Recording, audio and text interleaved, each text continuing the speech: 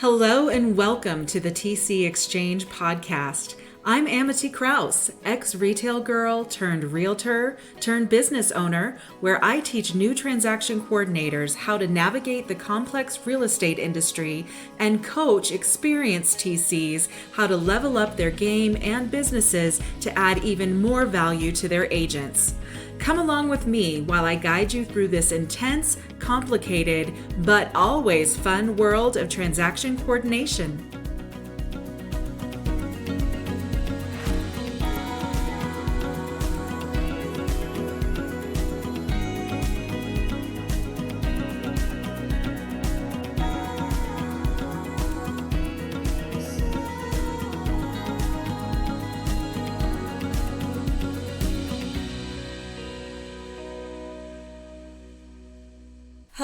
Hello, my friends. I am so excited to be with you here today. Today, we are going to talk about something very dear to my operational heart, and that is your standard operating procedure manual. I'll tell you a little story before we get started. First of all, I have to say, I love SOP manuals. I know that it seems weird because why would anybody want to just read standard operating procedures? But the truth of the matter is that I do. I love them.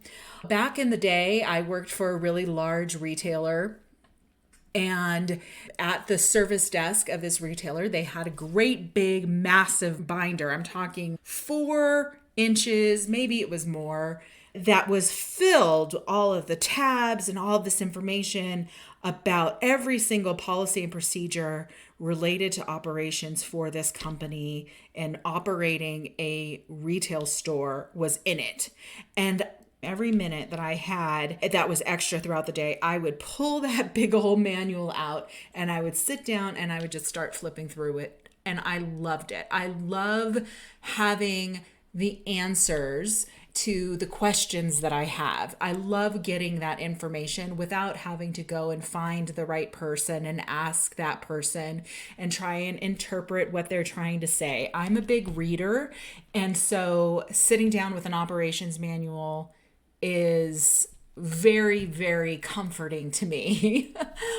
And even when I got into real estate and we had a standard operating procedure at the brokerage that I was working with, I sat down one day and looked it up online. It was an online version, and I flipped through and looked at all of the standard operating procedures and policies and procedures about what do you do when you have a buyer? What do you do when you have a listing? What's the team policy on referrals? Just anything that I could find. And I loved it. I remember one time I was talking to my broker and I said, I noticed that in the policy and procedure manual that this, and this. And she looked at me and she goes, Amity, I think you're the only person who's ever actually read the SOP manual. And it cracked me up, but it's true. A lot of people will not read it, but it is such a crucial resource for anyone who works in operations, and transaction coordinators are part of operations. So if your TC business does not have a standard operating procedure manual or a policy and procedure manual, you need to have one. So you heard me refer to them as both a standard operating procedure and a policy and procedure manual. A lot of people use those interchangeably. I think that they are interchangeable. You could probably argue some points that an operations manual might dig down a little deeper and have some different topics. That could be, but we're going to probably flip back and forth between saying SOP or policy and procedure manuals. Now, what an SOP manual is basically a written living document that organizes your entire business. Every single thing that you do in your business related to not only how you manage a transaction, to how you deal with agents that are giving you trouble, how you deal with your billing, what your marketing procedures are, what your lead generation procedures are. All of those things are in and part of your SOP manual. Now, it's very important that this is written down. As business owners, we do tend to keep our policies and procedures in our heads. We do say, okay, this is how I'm handling this, or we make a decision on the fly when we've never had to deal with something before. For example, you have an agent who hasn't paid you. What is your SOP for handling that? The first time you come across that situation, you might say, okay, I'm just going to send them a text message. And then they reply and life goes on until the next time that it happens. And then the next time that it happens, well, you decide to send an email, or you decide to let your invoicing platform send a reminder. Whatever it is you do, it's now not consistent. So what is great about an SOP manual, it is going to create some consistency in your process. It's also going to create efficiency, because you're not going to have to create a new process every single time. You, and next, most important, your employees or your contractors are going to have some way to go back and look at what your policy and procedures are. So it makes you consistent, it makes you efficient, and it makes it scalable. It's going to help you immensely with training new team members. Now, for those of you that have a small team or maybe a larger team, you know that if you are training someone, you may have to answer the same question more than one time. And the sooner that you are able to lean into an alternative to answer that question, the sooner you are going to be able to break away and create the leverage that you were looking for by building your team. It is going to be tempting to be the type of person that will pick up the phone or answer the email and say, here's the answer, here's the answer. But it is going to be a lot more efficient in helping your new team members become self-reliant if you, instead of answering the question, say, you can find this information in the SOP manual in this section here.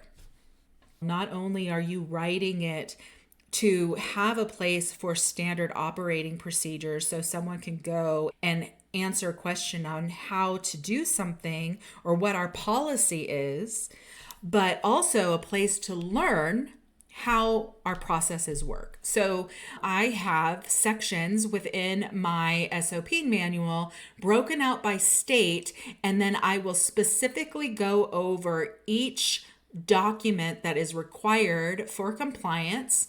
I explain the what, the how, and the why of every single document that is required for that compliance for that state. So when I bring a new team member on that is going to be working in a state, let's say Alabama, they can go to the section for Alabama in my SOP manual, and they can learn all about the contract documents that they need in Alabama in order to achieve the compliance results and get their agent paid.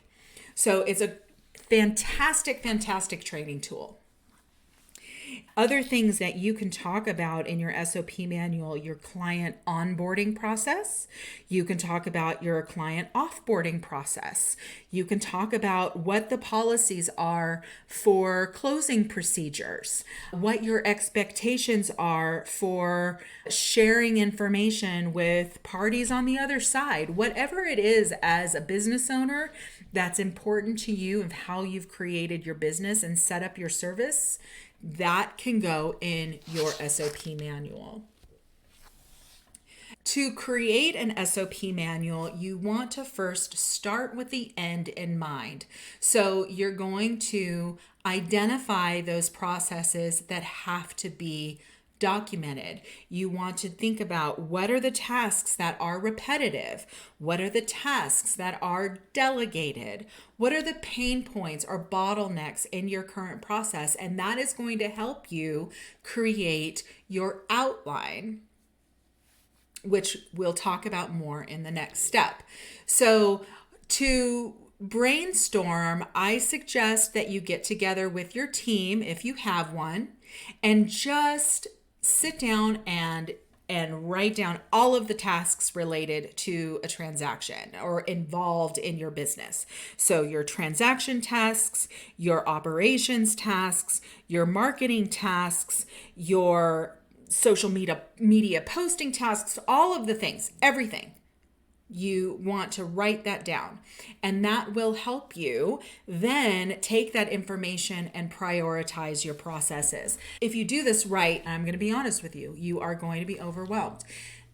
One of the things that you'll want to do in your brainstorming process is figure out what tasks that you have need to have SOPs immediately. You'll want to focus on your most critical and your most time-consuming processes first, especially things that maybe you need to create leverage for. So for example, you need to create leverage with your social media tasks and you're looking to hire a social media manager. That is something you would want to create an SOP for, so that you could say to your social media manager, here's my SOP. These are the things that are important to me and the goals that we have and the things that need to be achieved when we are working on my social media, so that you can pass that task off completely. If you're bringing a transaction coordinator on, all of the tasks related to a transaction coordinator.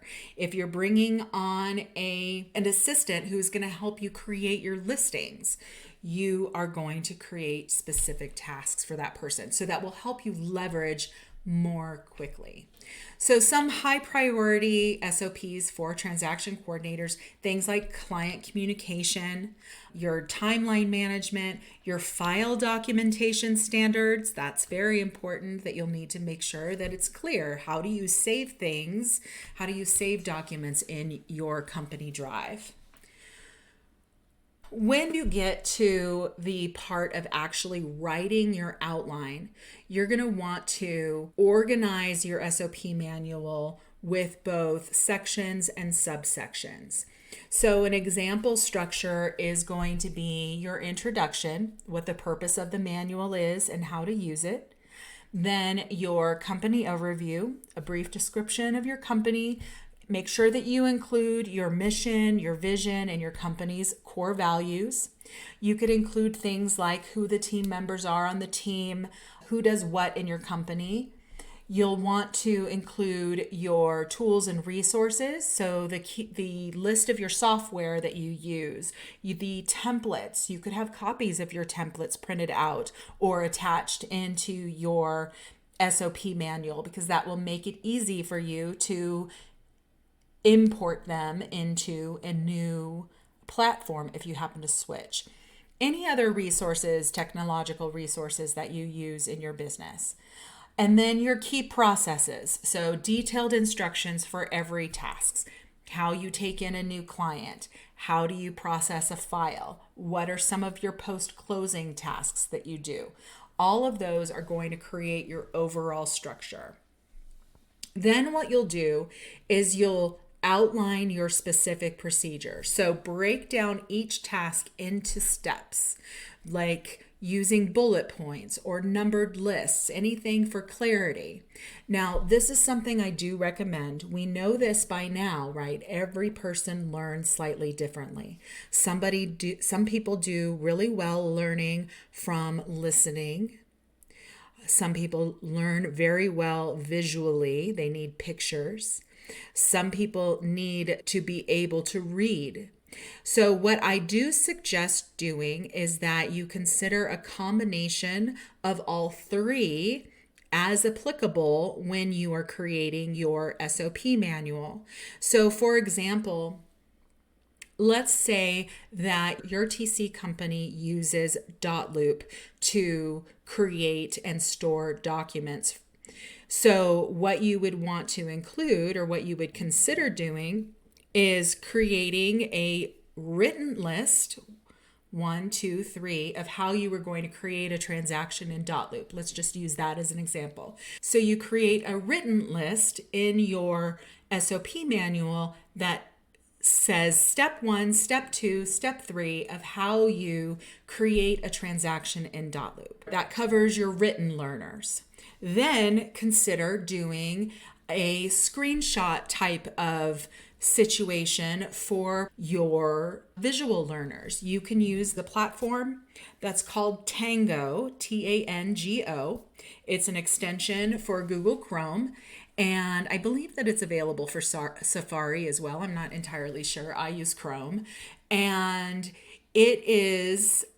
you can basically create screenshots and type out descriptions of all of the step-by-step processes. Super easy to download, very, very simple. So there's your screenshot. So now you've got words, you've got screenshots. You could also include doing a video that includes the audio of what you need. Between those three, you should cover everybody. Now, will you need to do that for every single policy that you have? No, of course not.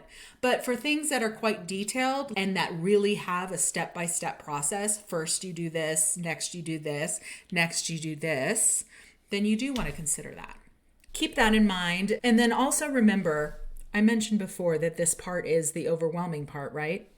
Do not try and do all types of teaching methods to start out with. Like, just get it going and get something together. So if it feels good to you to write out all of your SOPs first, then write out all your SOPs first.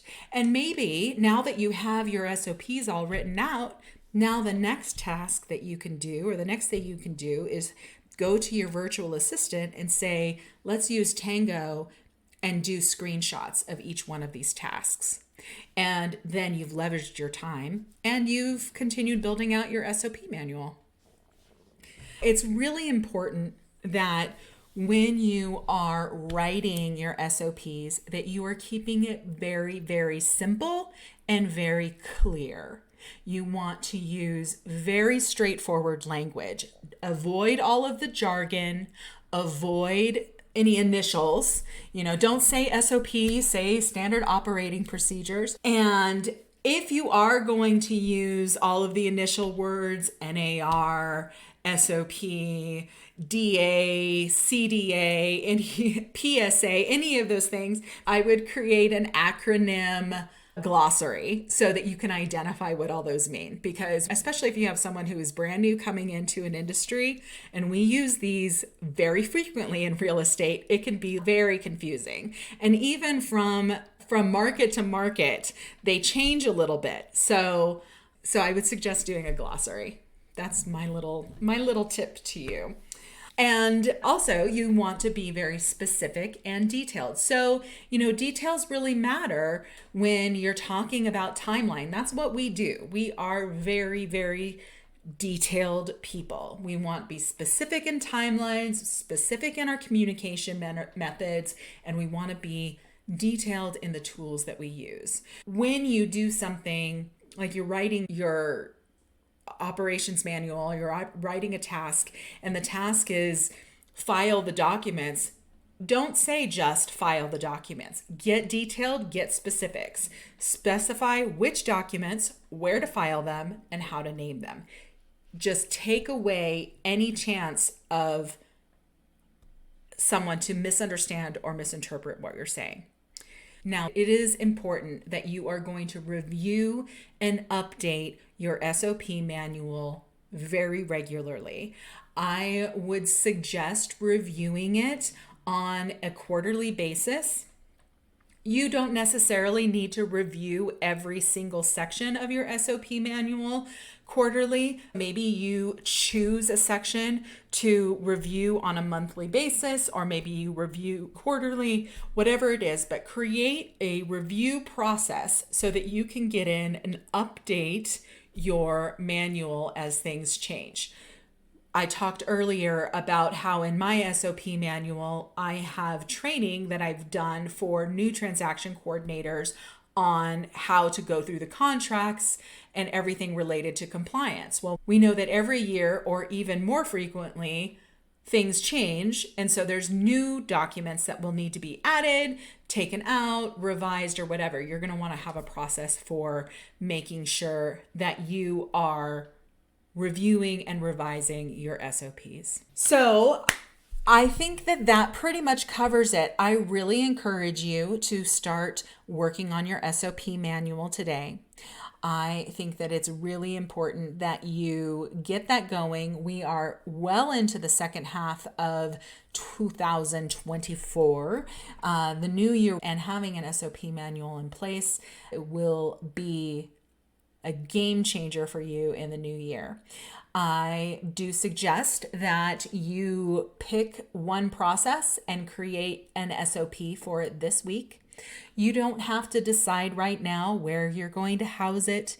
You don't have to decide what its layout is going to be. Just get started with the content, write it down, keep it all in the same place, and then when you get close, then you can start thinking about what platforms you want to use and how you want to present the material.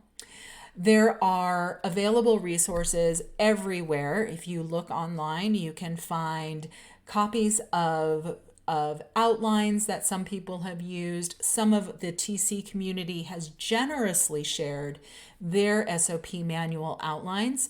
Take a look at those and see if you find anything that inspires you.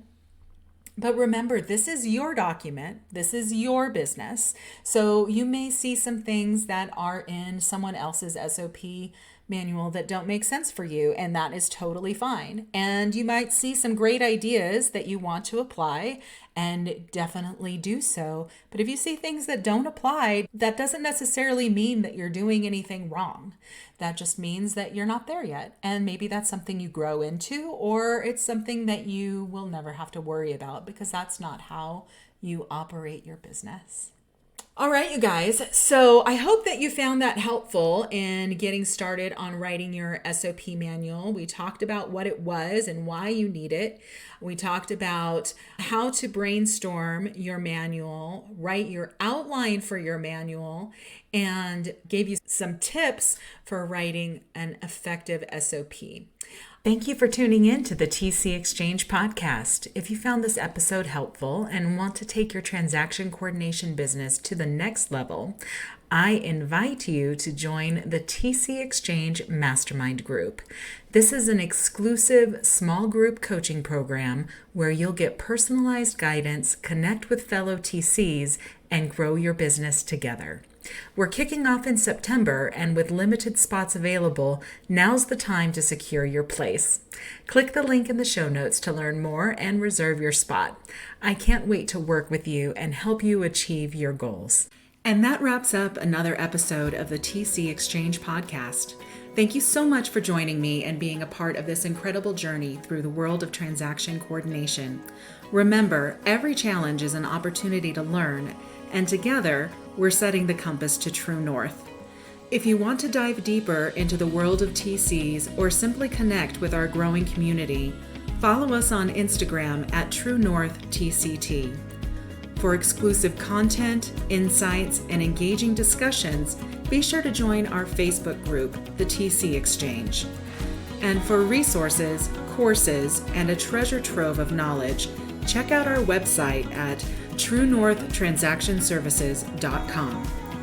Keep the conversations going, share your insights, and until next time, keep your compass pointing true north. See you soon.